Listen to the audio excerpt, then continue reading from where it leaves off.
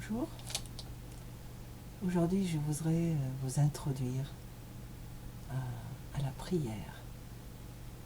La prière en Jésus.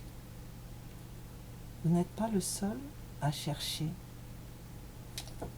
Je lis dans Folk Psaume de Jean de Bruyn, publié en 1978, « J'appelle tout au fond, du fond de mes vieux cris, j'appelle et tu réponds, toi, mon Dieu, Jésus-Christ. » Si vous cherchez Dieu, vous le trouverez, parce qu'il a dit, « Celui qui cherche, trouve. Celui qui frappe, on lui répond. » La porte s'ouvre. Et la prière commence par une recherche, par un désir, comme le désir d'eau fraîche au cœur de l'été, quand tout est sec, quand l'herbe est rouge. Chercher Dieu, ça commence par un mouvement. Et vous avez de la chance si vous habitez en France, parce que de carrefour en carrefour dans la campagne, vous voyez les calvaires en bois, en pierre, en métal, plantés au carrefour, comme un rappel que c'est la croix qui vous décrira le bon chemin, qui vous donnera le bon chemin. C'était le GPS des gens avant qu'ils oublient Dieu. Et puis, vous pouvez écouter les cloches qui sonnent ou qui sonnaient à 6 heures du matin, à midi et à 6 heures du soir. Les tableaux des peintres rappellent ce moment où le cultivateur et sa femme baissaient la tête, debout au milieu du champ de labour, et reconnaissaient que Dieu était là, le Dieu de l'Angélus, le Dieu de l'ange qui a apparu à Marie et qui lui a dit « Tu es bien-aimé, Dieu t'a choisi. »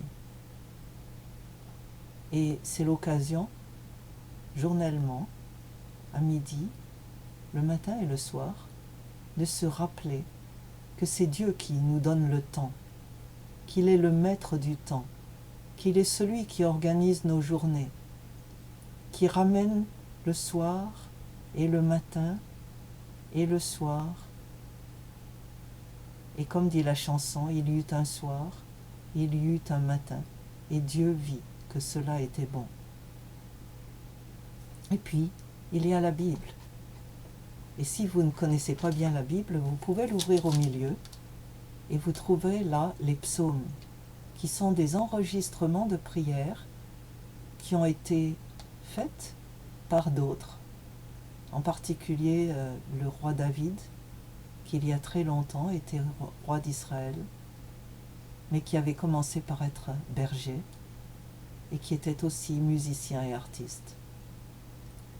Et Jean de Bruyn, dans son recueil de folk psaumes, a mis ces psaumes dans le langage de tous les jours. Et le psaume 5 ici dit « Quand je me réveille, je te cherche, toi, mon Dieu, ma merveille. Entends-tu ma voix? Mon Dieu, toi, mon Dieu, c'est toi que je prie. Entends-tu mon cri, ce caillou de feu? Est-ce que ma voix parvient jusqu'à toi? Mon Dieu, toi, mon Dieu, m'entends-tu un peu ?» Et plus tard, dans d'autres psaumes, il dit, au psaume 10, « Moi, c'est Dieu que j'habite. C'est Dieu que j'habite. »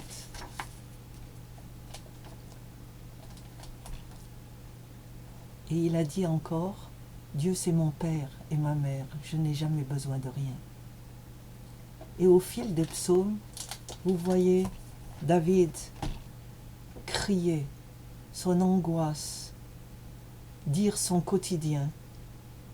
Et dans les psaumes, Dieu lui répond. Et le Dieu de la Bible, le Dieu de Jésus-Christ est un Dieu qui écoute et qui répond. Un Dieu qui est très proche, un Dieu qui désire communiquer.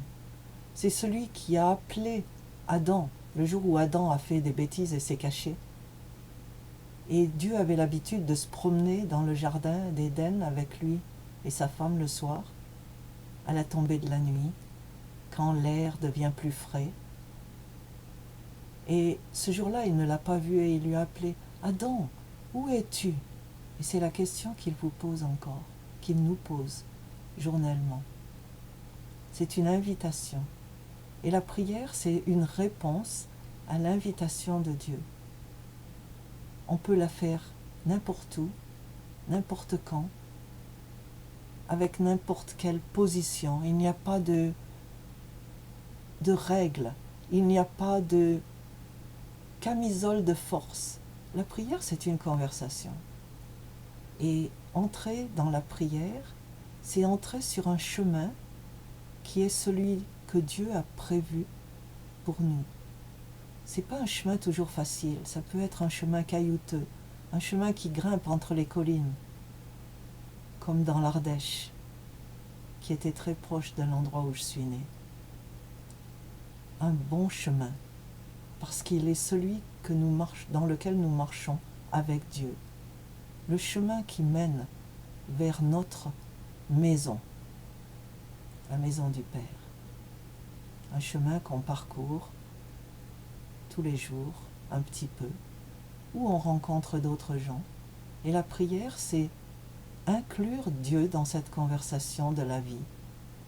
Et je vous invite à y participer. Et si vous n'êtes pas très sûr de qui est Dieu, découvrez-le dans la Bible.